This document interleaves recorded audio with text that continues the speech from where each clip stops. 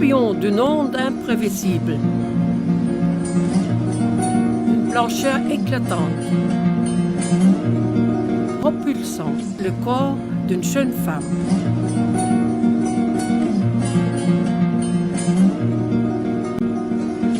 Un globe en cristal.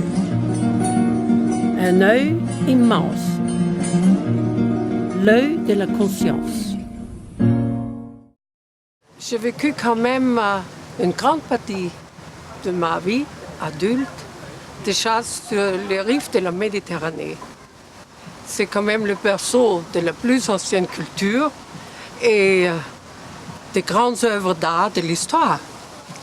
Donc, cette accumulation de mythes m'ont fortement imprégné mes œuvres.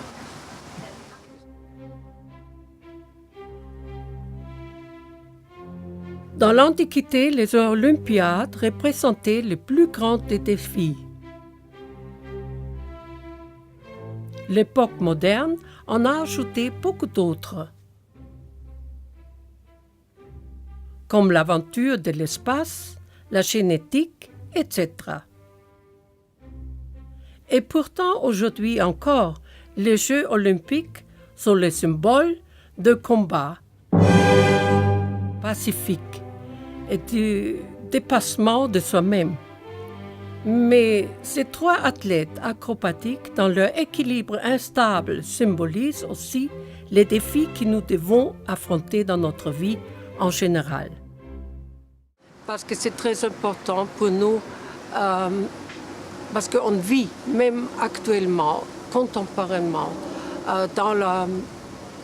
avec des symboles de la mythologie. Donc c'était mon voyage avec l'Ulysse, qui était vraiment l'Ulysse de l'Odyssée, une fable le plus important de la mythologie. J'ai entendu ça aussi, les jeunes qui cherchent vraiment maintenant des valeurs pour se diriger vers leur monde, dans leur monde. Et l'Ulysse, je crois, c'est le seul personnage qui commence à voyager pour accueillir ses épreuves, pour lutter et en même temps pour accueillir et explorer aussi la connaissance.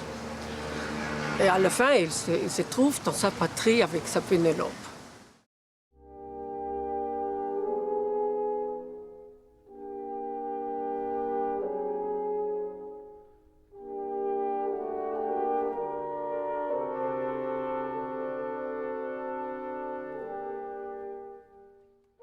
J'ai créé ma Carmen pour la commémoration de 50 ans de reine du prince Régnier. C'était une commande des amis de l'Opéra de Monte-Carlo et la sculpture se trouve aujourd'hui au Palais Princier. Contrairement à mes autres figures féminines, l'amour de Carmen est violent, à l'image de sa mort.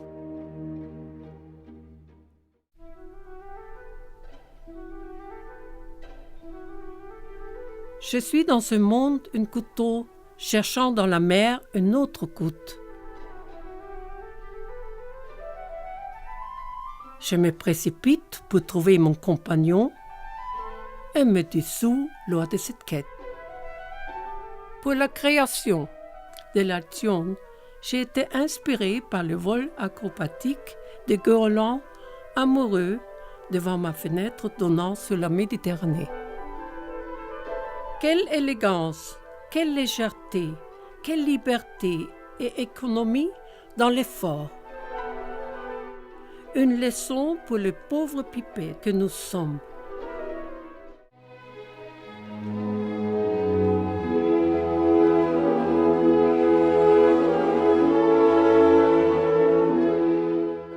Ma première grande œuvre fut le manteau vide qui reflétait ma peine, mais aussi ma confiance dans un futur meilleur. Le manteau est pour moi le symbole de ce qui nous survit avec notre passage sur la terre. Le vide du manteau est rempli par notre âme, par notre conscience. C'est elle seule qui donne un sens à notre vie. Je veux réveiller une conscience, un peu changer la direction de notre mode de vie. Il faut chercher un sens éthique qu'on a perdu dans notre civilisation. Et sans morale, il n'y a pas de peuple qui peut continuer. C'est la première fois depuis Michel-Ange qu'une sculpture devait être travaillée dans la carrière en raison de sa taille, et aussi la première fois qu'une œuvre est sculptée tant à l'extérieur qu'à l'intérieur. Cet exploit m'a valu, en 2008, le prix Michelangelo. Et je suis la première femme honorée par cette distinction.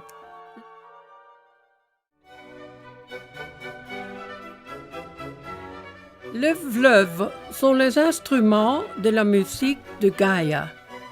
L'Amazone, qui a son origine dans les Andes, est symbolisée par la flûte. Le Gange par la guitare indienne, le Mississippi avec son embouchure à la Nouvelle-Orléans par la trompette, le Danube, le fleuve de ma patrie centre-européenne, évidemment par le violon. Le Nil, dans sa danse immatérielle, qui a traversé les siècles, utilise comme instrument des fils qui naguère servaient à l'appontage et à la mesure géométrique du sol fertile après chaque crue du fleuve.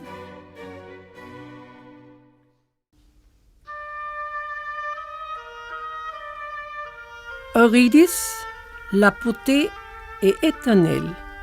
Elle ne meurt jamais, mais change de forme. L'harmonie du corps d'Eurydice retentit à l'infini dans l'instrument et dans le chant d'Orphée. Elle nous annonce l'harmonie d'un nouveau monde. L'ultime geste d'amour d'Eurydice pour Orphée est cette métamorphose de son corps mourant en violoncelle afin de lui permettre de poursuivre son chant. La douleur de la perte d'Eurydice donne au chant d'Orphée des accords surnaturels. C'est un message de consolation. Une perte que nous considérons irremplaçable peut générer en nous de forces nouvelles.